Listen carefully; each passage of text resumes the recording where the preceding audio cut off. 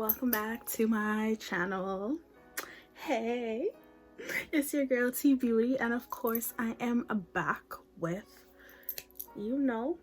this beautiful fall look. Okay, so in this video you will see how I created this beautiful olive green fallen leaves type of vibes.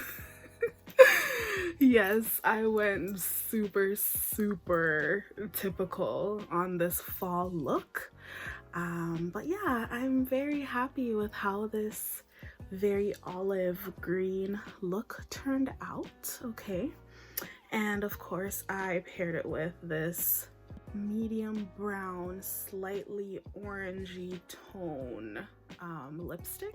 I am so excited for the new season that is coming. Okay, so stay tuned for the video for sure. Also, don't forget to hit that subscribe button and hit that like button. And of course, let's get this discussion started on this look or how you feel about fall in the comment section. All right, I'll be down there chatting it up with you guys. So yeah, let's get into the tutorial.